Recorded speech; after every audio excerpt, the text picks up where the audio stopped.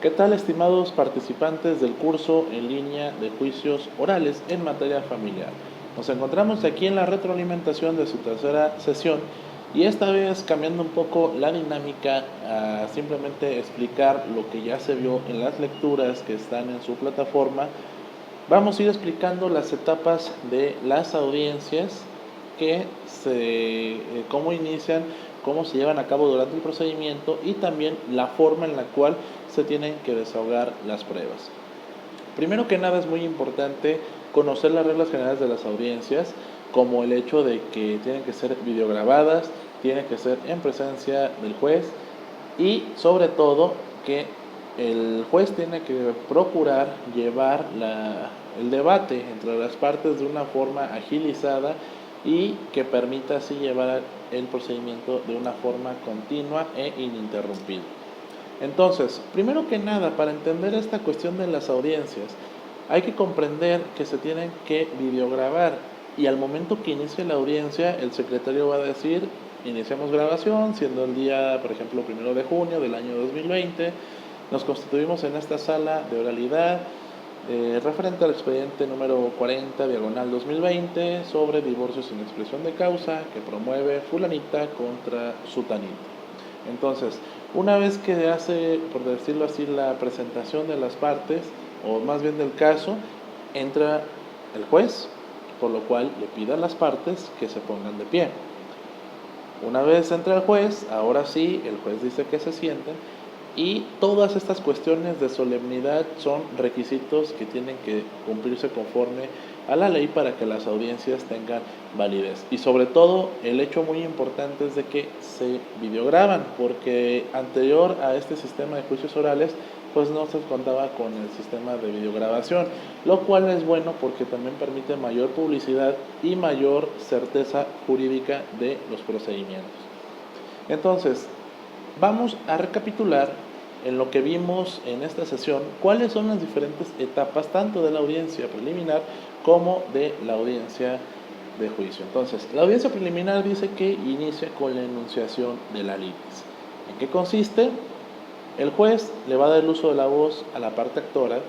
Aquí hay algo que, bueno, al menos me ha pasado en la práctica. Cuando son audiencias, por ejemplo, de carácter mercantil, oral mercantil, por lo regular el juez es el que dice la enunciación de la litis. Y en estos casos, ¿qué es la enunciación de la litis? Bueno, se le da el uso de la voz a la parte actora para que manifieste lo que viene siendo el procedimiento. Se le da el uso de la voz a la parte actora. Gracias, señor juez. Por medio del presente nos encontramos en esta sala de oralidad, en la cual nosotros estamos demandando al señor fulanito de tal la acción de divorcio sin expresión de causa por la vía ordinaria oral familiar, de la cual se le está pidiendo el pago de una pensión alimenticia correspondiente a tanto, además como medida precautoria o cautelar la custodia provisional a cargo de mi representada y entre otras cuestiones. Entonces prácticamente viene siendo esa explicación de qué trata el asunto.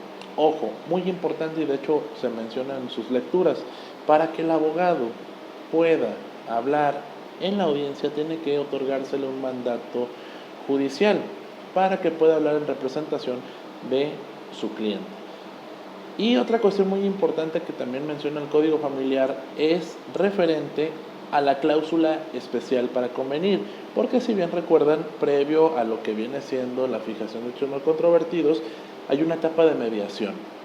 Y aquí sí se ocupa exclusivamente esta cláusula especial para convenir, tanto en la audiencia preliminar para poder representar a la persona que ustedes están, valga la redundancia, representando para que puedan intentar convenir o negociar. ¿Por qué? Recordemos que uno de los principios elementales de los medios alternativos, que ya es parte de su siguiente sesión, es la voluntariedad de las partes y que tiene que ser obviamente personal. O sea, las partes tienen que ser las que entran directamente en esta conciliación. Y para eso es la cláusula especial para convenir, para que uno como abogado pueda representarlos en ese aspecto. Entonces, se enuncia la litis. Posterior viene la etapa de mediación o conciliación. Aquí el juez tiene que dar eh, bueno, más que dar, como motivar a las partes para que lleguen a un acuerdo, porque si se llega a un convenio, este se eleva a categoría de cosa juzgada y el asunto concluye. Y aquí, por cuestiones de práctica, yo me atrevo a decir que es más recomendable acudir a un centro de justicia alternativa, porque son personas capacitadas y especializadas en la justicia alternativa. El juez, o al menos en los casos que me han tocado, no están tan preparados en temas de justicia alternativa, porque lo único que hacen es invitar a las partes. Se les invita, se les dice que los beneficios es de que va a ser más rápido, etcétera.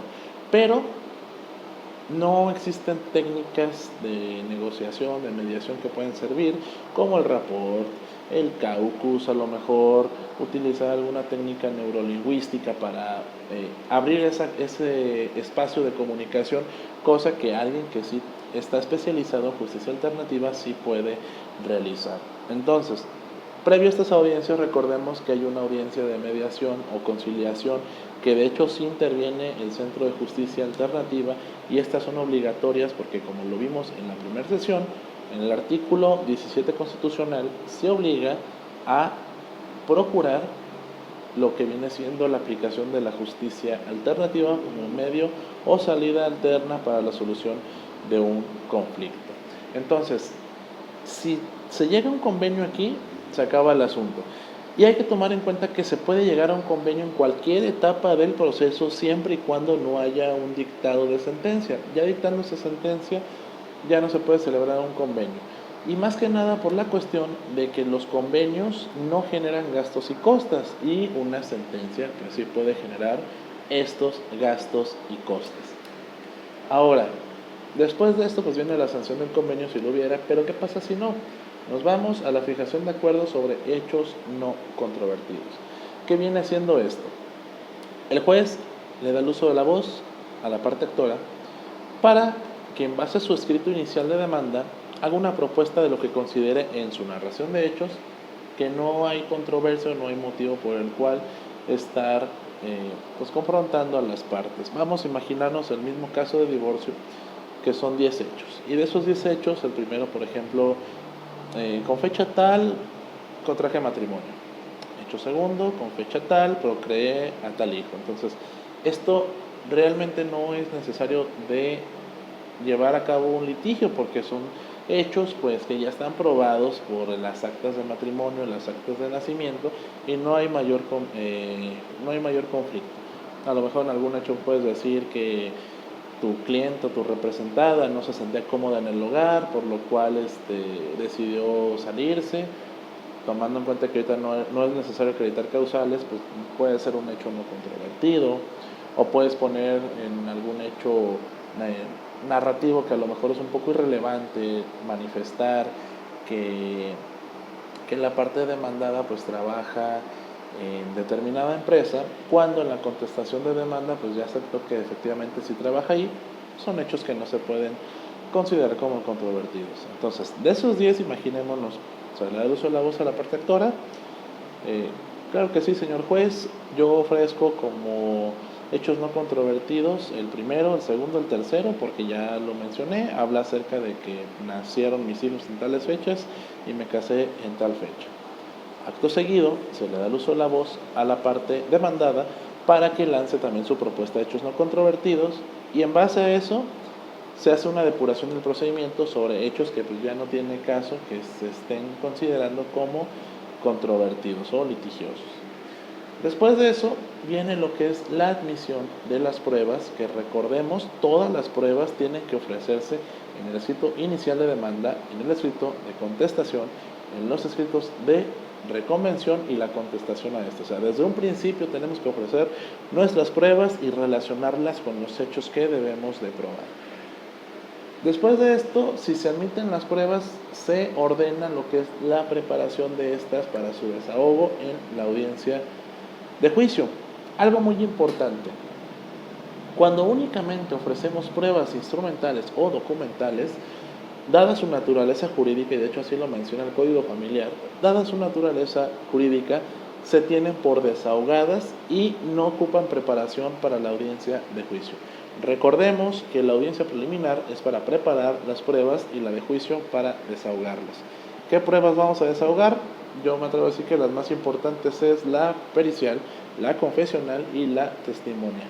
Entonces, posterior a esto de que ya se preparó las pruebas que ya están emitidas, ahora sí viene la fijación para la celebración de la audiencia de juicio. Entonces, pasamos a la audiencia de juicio. ¿Cómo se concluye la audiencia? Pues simple y sencillamente se cierra la hora en la cual concluye la grabación, se levanta el señor juez y las partes se despiden también levantándose, todo esto cumpliendo con estos actos de solemnidad. Algo muy importante que debemos tomar en cuenta, que en las audiencias está prohibido el uso de dispositivos de grabación, teléfonos, por lo cual es recomendable que se apaguen durante la audiencia. Y para el uso de la voz, por lo regular, lo que se hace es que las partes levanten la mano. ¿Por qué digo regularmente? Porque esto va a depender del criterio del juez de cada distrito judicial. No es lo mismo que yo les diga el criterio de un juez en la ciudad de Morelia al criterio de un juez en la ciudad de Uruapan, es totalmente diferente. Entonces, las reglas están ahí, pero no me atrevo a decir que hay una regla universal para la práctica o el ejercicio de lo que viene siendo las audiencias, porque sí depende mucho del criterio del juez. Ahora, cuando nos vamos a la audiencia de juicio, primero que nada hay que tomar en consideración que aquí únicamente vamos a desarrollar lo que es el desahogo de las pruebas, los alegatos y posteriormente el dictado de la sentencia. Las pruebas se van a desahogar en el orden en el cual fueron ofrecidas o en el orden que el juez estime conveniente dada su importancia. Y para esto nosotros tenemos que preparar los interrogatorios que vamos a formularles a las personas que van a confesar o que van a testificar, o en su caso a los peritos. Aquí hay que tomar en cuenta que los interrogatorios se formulan de manera libre y tienen que ir relacionada con los hechos. No podemos hacer preguntas a lo mejor, por ejemplo, a alguien que vaya a confesar, a usted le gusta salir en las noches a pasearse, no sé, por poner un ejemplo, es un hecho totalmente irrelevante. Si yo le pregunto, ¿es cierto que usted labora en determinada empresa? Si ya está aprobado en autos, si ya hay una constancia, un documento que lo acredite, también es irrelevante. Pero si yo le pregunto, ¿es cierto que usted tiene un negocio independiente, el cual no se había aprobado en el procedimiento? Puede que entre dentro del interrogatorio. Si yo pregunto también otra cuestión de, por ejemplo, a un testigo, ¿a usted le consta que el día tal, la parte que está siendo demandado, la parte demandada, realizó una conducta de violencia intrafamiliar en contra de su hijo? Por poner un ejemplo, en este caso también debemos ver la forma en la cual lo vamos a plantear. Y tienen que ser hechos relacionados. Por ejemplo, en una rectificación de acta podemos decir, ¿usted conoce la fecha de nacimiento correcta de mi representada? Más relacionado. Entonces hay que tomar en cuenta que los interrogatorios se tienen que relacionar con los hechos que debemos de probar. Entonces, se desahogan las pruebas. Una vez desahogadas las pruebas, viene la etapa de los alegatos. Los alegatos a mí me gusta decir que es como una argumentación final o un cierre a la audiencia en el cual nosotros vamos a argumentar o tratar de persuadir al juez de por qué nosotros tenemos la razón. Podemos poner como ejemplo, señor juez, dado el estado procesal de este juicio y en virtud de que las pruebas que se desahogaron, tanto la pericial como las testimoniales, arrojan y acreditan la existencia y la certeza de la paternidad del demandado al cual estamos demandando que la reconozca, y a pesar de que él contestó que no es el padre biológico, las pruebas científicas dicen lo contrario, por lo cual solicitamos de forma atenta se tenga bien el reconocimiento de paternidad para posteriormente se le fije una pensión alimenticia, considerando una pensión retroactiva desde el momento del embarazo, lo cual se acredita en autos con las constancias y certificados médicos en los cuales se necesitó de este apoyo económico y la parte demandada jamás lo acreditó, jamás lo otorgó y jamás tuvo la intención de apoyarme a mí y a mis hijos, por poner un ejemplo. Entonces es algo, pues ahora sí esporádico, pero eso nada más un ejemplo en el cual nosotros tenemos que argumentar y sobre todo desarrollar estas habilidades orales que, bueno, pues lamentablemente me gustaría que en el curso se pudiera desarrollar todo esto, pero esto únicamente lo vamos a desarrollar con capacitación y con práctica. Entonces, si en algún momento tuvieran alguna duda o alguna inquietud de lo que se está explicando en estos momentos, ya saben que con mucho gusto se los contesto o lo dialogamos. Muy bien. Entonces, pruebas. Vamos a tomar en cuenta que la ley reconoce como medios de pruebas los siguientes. Esto lo vamos a encontrar en el artículo 1008 del Código Familiar. Y las pruebas que reconoce la ley es la confesional, la testimonial, la instrumental, pericial, reconocimiento de inspección judicial, presuncional y todos aquellos elementos aportados por descubrimientos de la ciencia. La confesional, hay que tomar en cuenta algo muy importante de diferenciar. La confesional, a diferencia de la testimonial, es que la confesional es sobre la parte contraria, quien tiene que acudir a contestar un cierto determinado número de interrogatorios, pero aquí ahí puede haber una confusión. De hecho es algo que me pasa mucho en la escuela, por eso me gustaría dejarlo claro para quien no lo sepa. La confesional es directo sobre la contraparte y la testimonial sobre terceras personas. Entonces, quien va a confesar, quien va a resolver o a declarar estos interrogatorios anteriormente llamado posiciones, tiene que ser la parte contraria. Y aquí hay algo muy importante y muy diferenciado del sistema anterior, es de que aquí los interrogatorios son libres. ¿Por qué diferenciado del sistema anterior? Porque quienes lo recuerdan, de hecho todavía se maneja en la materia civil, las posiciones o la formulación de posiciones tenía que ser sobre preguntas cuya respuesta tiene que ser sí o no. Entonces aquí sí se permite un poquito más de libertad. Entonces mencionábamos que las terceras personas, que en este caso viene siendo la prueba testimonial, las terceras personas tienen que ser conscientes de los hechos de la litis. ¿Cómo? A través de la percepción de los sentidos. Si lo vio, si lo escuchó, si estuvo en el lugar de los hechos, en estos casos tienen que corroborar en las declaraciones de 2 o 3 testigos que sean idénticas. Y aquí, por ejemplo, en la prueba testimonial hay que tomar en consideración que es una prueba que se valora dependiendo del criterio del juez. O sea, es una valoración libre la que se le da a la prueba testimonial, porque puede ser manipulable o puede ser moldeada la declaración que hagan los testigos. 2 preguntas importantísimas que hacen a todos los testigos y que aquí sí hay que tener mucho cuidado de que un testigo no conteste que sí. Si tiene interés en el juicio y si depende económicamente de la persona. Yo a lo mejor llevo un testigo para acreditar un hecho de violencia intrafamiliar y la primera pregunta que le hacen es: ¿usted tiene interés en el juicio? Sí, porque la golpeó y es mi vecina. Entonces aquí ya hay un problema, porque esos testigos ya tendría, pues prácticamente no tendría validez lo que estuviera diciendo, no tendría esa certeza, más bien dicho, jurídica.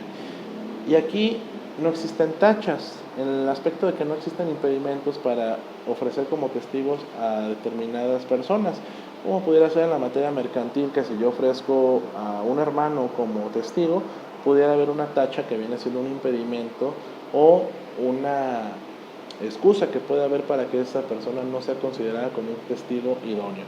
En la materia familiar, ¿por qué no? Porque los hechos familiares le conciernen a la familia. Los hermanos, los hijos, los primos son personas que son testigos directas del día a día de la convivencia familiar. Ahora, algo muy importante, ¿qué pasa cuando los testigos son menores de edad?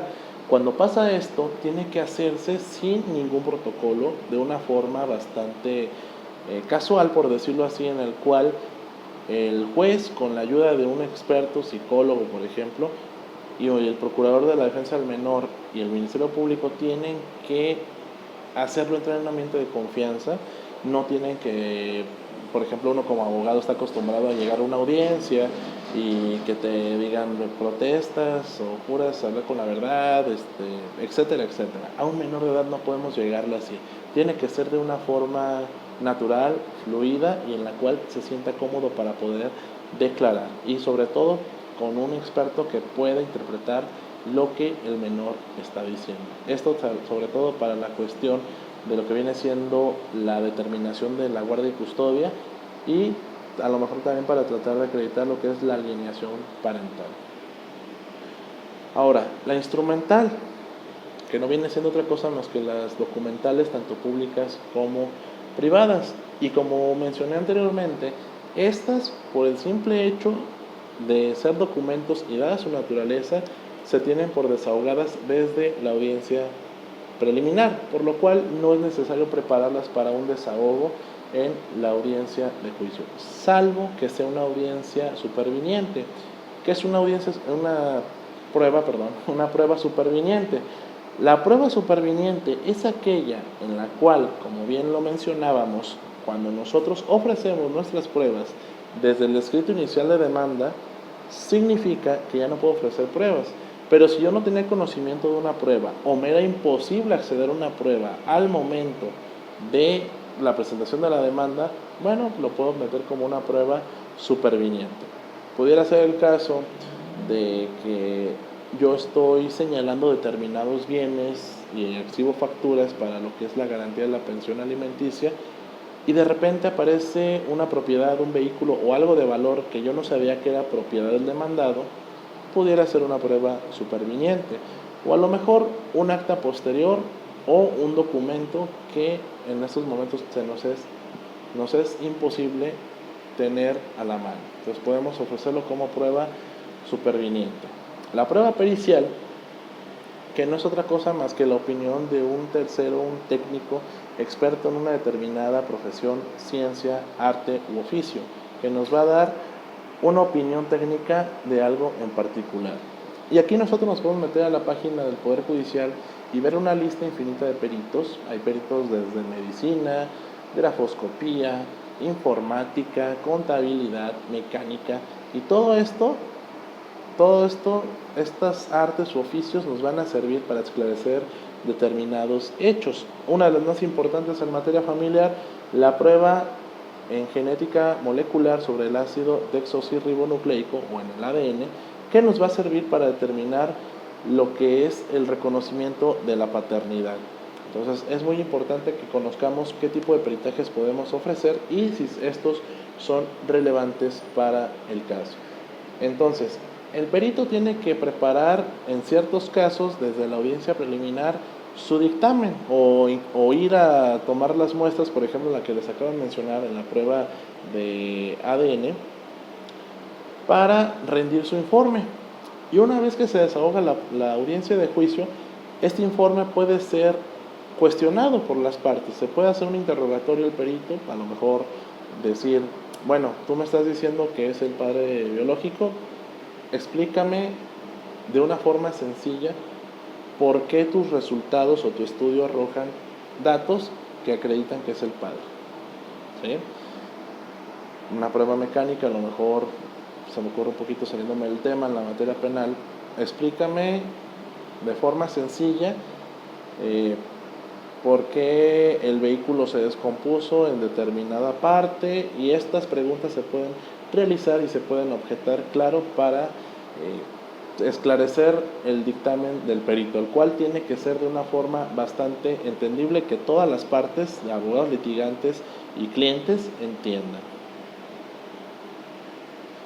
Bueno, entonces, el reconocimiento de inspección judicial no es otra cosa más que cuando la autoridad judicial, que viene siendo el juez, con colaboración del secretario, tomando en cuenta y siempre recordando, el secretario de acuerdos es el verdadero fedatario de este tipo de pruebas. La fe judicial o la fe pública judicial siempre va a recaer en el secretario de acuerdos porque es el que da fe a los actos o resoluciones que emite el juez. El juez es el que ordena, el que resuelve, sí, pero quien da fe de eso es el secretario. Entonces, la inspección judicial consiste en llevar al juez al lugar de los hechos, a un lugar determinado para inspeccionar de forma directa alguna cuestión que queramos nosotros probar. A lo mejor un estado de interdicción pudiera ser en el cual la persona se le imposibilita moverse, yo quiero acreditar que efectivamente se le imposibilita. A lo mejor la cuestión de que inspeccione algún terreno también pudiera entrar en este tipo de prueba. Y hay que tomar en cuenta que en este tipo de pruebas se tiene que videograbar para que también se integre al expediente. Por último, el valor de las pruebas. En términos del artículo 1042 nos dice que el juez valorará de forma conjunta y pormenorizada las pruebas que se le sean aportadas. ¿Qué significa esto? Palabras más, palabras menos, que volvemos a lo mismo, va a depender del criterio del juez, el valor de la prueba o el valor que le quiera dar a la prueba. Puede ser plena o semiplena, pero hay pruebas que siempre por ley son prueba plena. La más común o la reina de todas las pruebas dicen que es la confesional. Yo soy más bien de la idea de que es la instrumental o las documentales cuando son de carácter público, siempre y cuando no se objete su validez.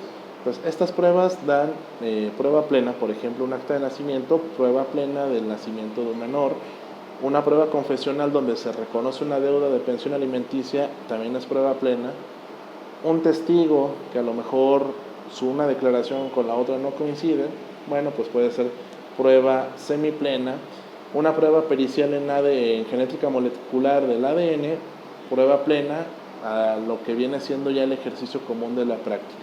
Entonces, ¿esto cómo lo vamos a aprender? Repito, en la práctica y volviendo a lo que mencionaba en un principio. Los criterios de los órganos judiciales son diferentes dependiendo del lugar, así que hay que tomar en cuenta que no es como una ley universal que a lo mejor en un determinado distrito judicial la prueba testimonial tiene peso, en otro no. Eso ya es cuestión del criterio del juzgador, pero siempre hay que tomar en cuenta que para que nuestras pruebas y nuestras demandas prosperen, debemos de acreditar y relacionarlas con los hechos. Si yo estoy poniendo en los hechos que hay violencia intrafamiliar, tengo que probar que hay violencia intrafamiliar y relacionarla con mis hechos. Si quiero pelear una cuestión de pensión alimenticia, de igual manera, relacionarlas, ofrecerlas y al momento de desahogarlas, hay que buscar acreditar nuestros hechos. Y es por eso que también los hechos es una parte importante en nuestra demanda, si no es que la más importante. Esto ya lo veremos en la última sesión o en la sesión extra sobre la redacción de demandas. Y bueno, de mi parte sería todo por esta sesión. Los invito a que sigan mandando sus dudas si tienen alguna y quedo a su total disposición. Que tengan un excelente día. Hasta luego.